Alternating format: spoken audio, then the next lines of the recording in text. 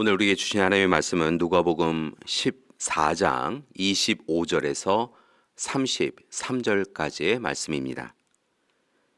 수많은 무리가 함께 갈새 예수께서 돌이키사 이르시되 물은 내게 오는 자가 자기 부모와 처자와 형제와 자매와 더욱이 자기 목숨까지 미워하지 아니하면 능히 내 제자가 되지 못하고 누구든지 자기 십자가를 지고 나를 따르지 않는 자도 능히 내 제자가 되지 못하리라.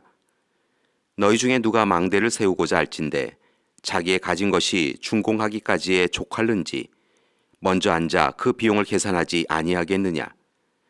그렇게 아니하여 그 기초만 쌓고 능히 이루지 못하면 보는 자가 다 비웃어 이르되 이 사람이 공사를 시작하고 능히 이루지 못하였다 하리라.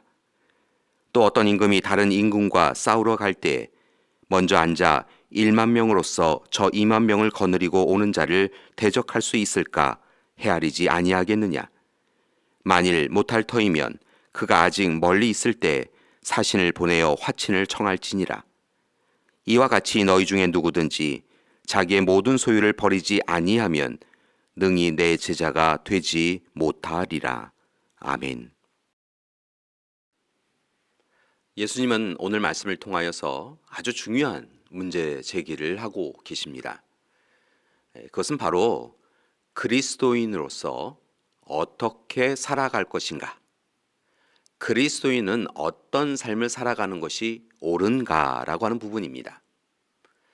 오늘 말씀으로 좀 더 깊이 들어가 봅니다. 예루살렘을 향하여 올라가시던 예수님은 백성들에게 말씀하십니다. 무릇 내게 오는 자가 자기 부모와 처자와 형제와 자매와 더욱이 자기 목숨까지 미워하지 아니하면 능히 내 제자가 되지 못하고 누구든지 자기 십자가를 지고 나를 따르지 않는 자도 능히 내 제자가 되지 못하리라. 아무리 예수님이 말씀하시는 것이라고 하지만 제자의 조건 참 힘들고 어렵습니다. 이 말씀 한 구절 한 구절이 사실은 이해가 되지 않기도 합니다. 어떻게 자기 부모, 처자, 형제, 자매 그리고 자기 목숨까지 미워할 수 있겠습니까? 자기 십자가를 지고 주님을 따라야 한다라고 하는 이 말씀을 어떻게 그대로 따를 수 있겠습니까? 아무리 생각해도 받아들이기가 쉽지 않습니다. 이 모든 조건을 받아들일 수 있는 제자가 과연 몇 명이나 있을 수 있겠습니까? 예수님은 이처럼 제자의 조건을 이야기하신 후 이어서 두 가지 비유를 말씀하십니다. 하나는 망대를 세우는 사람의 비유이고 다른 하나는 전쟁 상황에 부닥친 왕의 비유입니다. 28절 이하의 비유에 등장하는 망대는 실은 농작물을 관리하기 위해 세우는 망대입니다. 예수님은 망대 비유를 통하여서 망대를 세우려는 사람은 망대를 세울 비용이 자신에게 있는지 없는지 먼저 계산해 본다라고 말씀합니다. 그냥 무턱대고 망대의 기초를 쌓는 사람은 없다는 것이지요. 만약 그렇게 한다면 그는 세상 사람들로부터 비웃음을 받을 수밖에 없습니다. 31절 이하에 나오는 전쟁을 대비하는 왕의 이야기도 실은 앞선 망대의 비유와 참으로 유사합니다. 자신의 군대가 1만 명이고 상대방이 2만 명이라고 한다면 전쟁보다는 화친을 청하는 것이 옳다라고 말씀합니다. 결국 망대 이야기와 전쟁을 준비하는 왕의 비유는 한 가지 공통점을 이야기하고 있는데요. 망대를 세우건 전쟁을 하건 그 일이 과연 가능한지 그리고 이길 수 있는지 확인을 먼저 하고 제대로 행해야 한다라고 하는 것입니다. 결국 이 비유들을 통하여서 예수님은 33절에서 제자들이 마땅히 따라야 할 삶을 분명하게 말씀하고 계십니다. 제자로서 먼저 행해야 할 일이 무엇인지 분명하게 하고 이제 힘써서 제자가 되라라고 권면하시는 것이지요. 다시 한번 읽어보시겠습니다.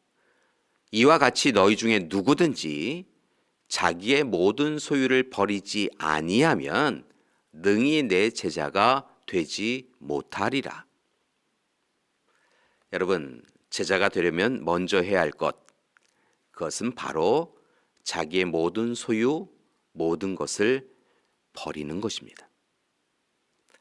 예수님을 따르면서 무엇인가 얻는다 생각하며 살아왔는데 그 무엇인가를 얻기 전에 먼저 버려야 한다 라고 하는 것이 예수님의 말씀입니다.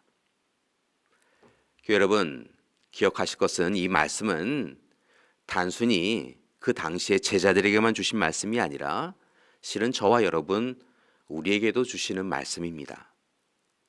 예수님은 하나님의 자녀, 제자로 살아가기 원하는 우리도 이제 먼저 우리가 가지고 있다라고 생각하는 모든 것을 버려야 한다라고 말씀합니다. 자신의 부모, 처자, 형제, 자매 그리고 자기 목숨까지 미워할 수 있어야 하고 또한 주저함 없이 자기 십자가를 지고 주님을 따라야 하는 것입니다.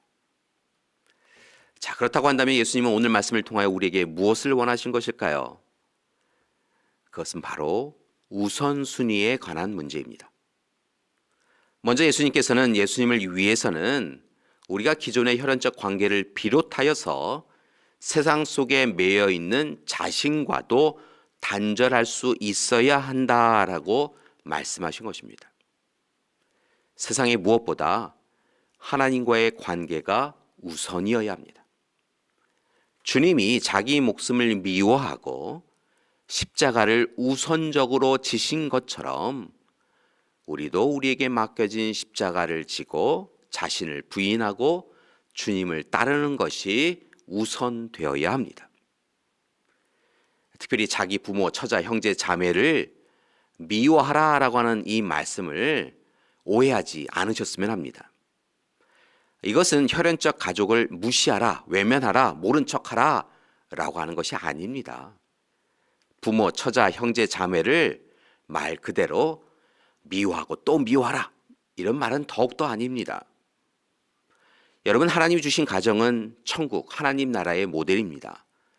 그 누구보다 사랑해야 하는 하나님이 주신 선물이 바로 가족입니다. 따라서 이 말씀은 앞서 말씀드린 대로 우리의 우선순위가 어디에 있는가라고 하는 것을 꼭 살펴보아야 한다라고 하는 것을 강조하는 말씀입니다. 즉, 가족이 가족다워지려면 가족 이기주의, 혈연주의를 뛰어넘는 가족을 이루어야 한다라고 오히려 예수님은 제안하고 계신 것입니다. 그리고 이를 위하여서 가장 좋은 방법은 더욱 예수님을 중심에 모시고 예수님이 우리에게 허락하여 주신 사랑의 관계를 통하여서 가족 간에 사랑하며 살아가야 한다라고 말씀해 주시는 것입니다. 그때 하나님께서 가족, 부모와 자녀, 형제와 자매의 관계를 더욱 온전히 해주시고 좋은 관계로 회복하여 만들어 주시는 것이지요. 따라서 믿음의 가족 여러분, 우리는 예수님의 뜻, 계획을 깨닫고 오늘 이 시간 새로운 삶을 살기로 작정하기 원합니다. 그리고 작정한 대로 또한 힘써서 살아가기 원합니다. 예수님의 제자로 하나님 나라의 백성으로 살아가야 합니다. 이를 위하여 하나님 중심, 예수님 중심, 성령님 중심으로 살아야 합니다. 자신을 미워하고 자신에게 주어진 십자가를 지고 살아가야 합니다. 주님의 뜻을 따르는 제자로서 우리는 날마다 자신을 내려놓고 비우고 포기할 수 있어야 합니다. 참 쉽지 않은 일인데요. 그러나 우리가 그렇게 힘써서 살아갈 때, 그때 하나님께서 더욱더 우리와 함께 주실 줄 믿습니다. 그러기 위하여 다시 오늘 말씀에 집중합니다. 26절, 27절의 말씀입니다. 무릇 내게 오는 자가 자기 부모와 처자와 형제와 자매와 더욱이 자기 목숨까지 미워하지 아니하면 능히 내 제자가 되지 못하고 누구든지 자기 십자가를 지고 나를 따르지 않는 자도 능히 내 제자가 되지 못하리라. 사랑하는 여러분, 바라기는 우리의 삶이 정말 하나님이 기뻐하시는 하나님의 자녀, 제자로서 살아가는 삶이 되기를 소망합니다. 오늘 이 시간 하나님은 우리의 삶에 제일 우선되어지는 분으로 여기시고 예수님이 보여주신 그 삶을 뒤쫓아 살아가는 우리 믿음의 가족들 되시기를 간절히 기도드립니다. 기도하시겠습니다. 사랑의 하나님, 오늘 이 시간 우리의 인생에 대하여 깊이 묵상토록 인도하여 주시니 감사드립니다.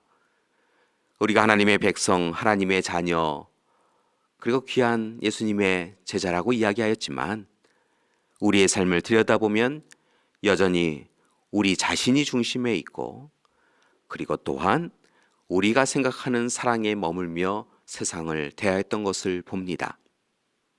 오늘 시간 우리의 삶이 허락하신 약속의 말씀을 붙잡고 참된 백성으로, 참된 제자로 다시 회복되어지는 시간 될 수 있도록 이끌어 주시옵소서.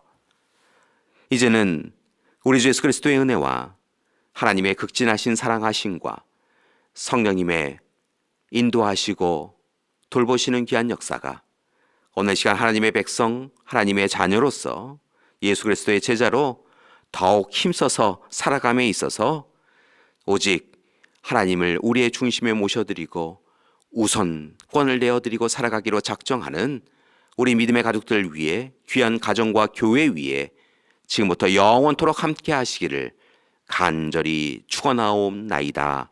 아멘.